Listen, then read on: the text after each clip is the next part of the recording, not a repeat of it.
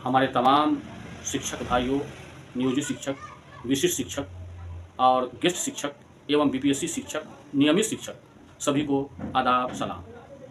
दोस्तों, आज मैं आप सबके सामने बता रहा हूँ कि नियोजित शिक्षक और विशिष्ट शिक्षक कैसे आप लोग लाभान्वित रहेंगे।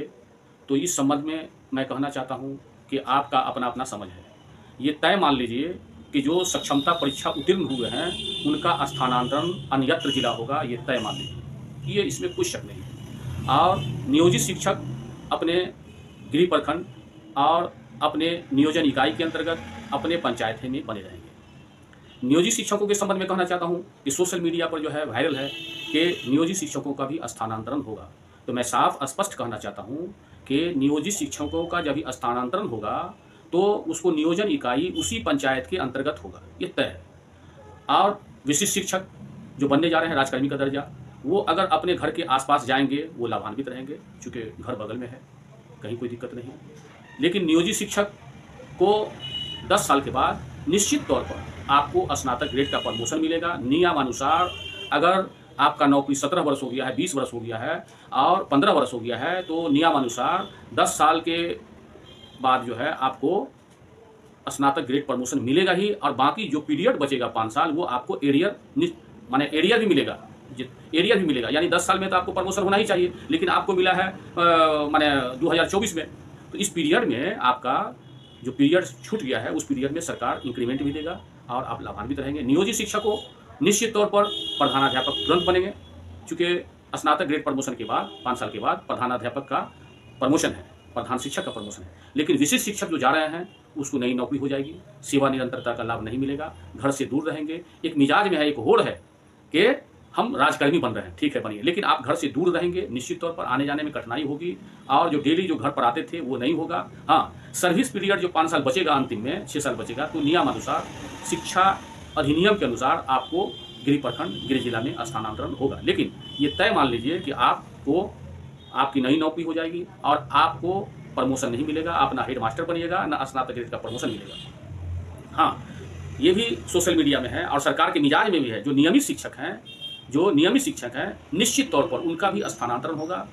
34,540 जो बहाल हुए हैं उनका भी स्थानांतरण निश्चित तौर पर होगा। और बीपीएससी शिक्षक हैं जो सरकार के कंप्यूटराइज की वजह से, सरकार की नीति की वजह से, सरकार के प्रावधान की वजह से उनका जो दूर दूर स्थानांतरण हो गया है उसका भी प्रावधान बन रहा है। निश्चित तौर पर बीपीएससी शिक्षकों को भी वो गृह प्रखंड गृह जिला स्थानांतरण होगा। दोस्तों, आप हमारे इस रैन फैमिली चैनल को सब्सक्राइब कीजिए, क्योंकि सब्सक्राइब में तो आपका कुछ खर्च नहीं होता है, आप लोग देखते हैं। और आपके लिए मैं हमेशा गवर्नमेंट ऑफ बिहार से लड़ता रहता हूँ, अधिकार की बात करता रहता हूँ और आपका सवाल रखता हूँ। इसलिए आप जब सब्सक्राइब कीजिएगा तो हमको एक ताकत मिलेगा और आप ही हमारा ताकत है। आपकी बदौलत ही आज हम 8,000 से ज़्यादा सब्सक्राइबर मेरा हो चुका है और मुझे उम्मीद है कि आप हमारे चैनल को सब्सक्राइब करके हमको ताकत पहुँचाइएगा। और ताकत क्या, मैं आपका आदमी बना रहूँगा हमेशा। हाँ, तो दोस्तों, अब मैं बता रहा हूँ कि विशिष्ट शिक्षक जो सर्विस पीरियड करने के बाद जो 5 साल 6 साल जो बचा हुआ रहेगा रिटायर होने के लिए, तो उस वक्त में आपको अपने जिला में स्थानांतरण सरकारी प्रावधान के अनुसार निश्चित तौर पर होगा। नियमित शिक्षकों का भी स्थानांतरण होगा, चूँकि सरकार शिक्षा विभाग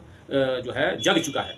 डॉक्टर एस सिद्धार्थ साहब भी, इनका अलग प्रावधान है, ये दूसरी तरफ से अटेम्प्ट करते हैं, ये दूसरी तरफ से अपना ड्यूटी ले रहे हैं। देख रहे हैं कि पवित्र जैसा विधानसभा जहाँ कानून बनता है वहाँ माननीय नीतीश कुमार मुख्यमंत्री बिहार सरकार ने भी घोषणा किया था कि 10 से 40 स्कूल रहेगा। देखिए, चिट्ठी आज तक नहीं निकला है। और ये शिक्षा मंत्री श्री सुनील कुमार साहब ये भी बोले स्कूल का समय 10 से 4 पर सहानुभूतिपूर्वक विचार किया जाएगा। शिक्षा मंत्री जी, आप सहानुभूतिपूर्वक क्या विचार कीजिएगा? ये तो एक्ट में है, ये शिक्षा विभाग के एक्ट में है कि 1 to 5 800 घंटा ही पढ़ेगा और 200 दिन ही पढ़ेगा। लेकिन आप कितना ड्यूटी ले रहे हैं? लग रहा है कि मास्टर साहब घोल करके पिला देंगे। ये इल्म जो है, तालीम जो है, विद्या तथा विनियम, विनियम तथा पात्रम, विद्या जो है घोलने का चीज़ के पिलाने का चीज़ नहीं है। वो धीरे धीरे खुशी से खिला के, हंसा के, बुला के ये पढ़ाने की चीज़ है। गुरु जी को आप इतना प्रताड़ित नहीं कीजिए, शिक्षा विभाग से गुजारिश है। और जो हाईकोर्ट का जजमेंट अभी तक हुआ है नियोजित शिक्षकों को लाभ देने के लिए, आप लाभ नहीं दे रहे हैं। अगर लाभ दिए रहते तो विशिष्ट शिक्षक जो बनने वाले हैं, सक्षमता परीक्षा पास करने वाले हैं, उनको भी लाभ होता और उसका विशिष्ट शिक्षक बनते। ये आप पैसा बचाने के फेरा में लगे हुए हैं। माननीय डॉक्टर एस सिद्धार्थ का मैं ध्यान आकृष्ट करने के लिए चाहता हूँ कि सर, आप आईएएस हैं, आप सीनियर आईएएस हैं, आपके सामने में कितनी सरकार आई, आप 5 साल में कितनी सरकार चली गई। आप सरकार के बहकावे नहीं आवे, आप श्री सुनील कुमार शिक्षा मंत्री के बहकावे में नहीं आ गए, आप माननीय मुख्यमंत्री श्री नीतीश कुमार के बहकावे में नहीं आ जाएं। ये मुहालवा करेंगे और आप नियमानुसार जो नियोजित शिक्षकों का जो फैसला हुआ है, स्नातक ग्रेड प्रमोशन और कालबद्ध प्रोन्नति, ग्रेच्युटी और प्रधानाध्यापक का प्रमोशन आप निश्चित तौर पर दीजिए, इन लोगों को एरियर भी दीजिए। मैं तो ये चाहूँगा कि विशिष्ट शिक्षक जो बन रहे हैं, आप प्रमोशन देते हुए इन लोगों को सेवा निरंतरता का लाभ दे दीजिए। क्या दिक्कत है सेवा निरंतरता का लाभ देने के लिए? माननीय नीतीश जी गांधी मैदान में बोले थे, हल्का सा एग्जामिनेशन लेंगे और उसका जो इसको जो है राजकर्मी का दर्जा दे देंगे। ये हल्का क्या, आप बीपीएससी का एग्जाम दे रहे हैं, आप बिहार विद्यालय परीक्षा समिति से एग्जाम दिला रहे हैं, आप जो है बीपीएससी लेवल का एग्जाम दिला रहे हैं और उसके बाद आप जो है इन लोगों को लाभ नहीं दे रहे हैं। ये गलत है।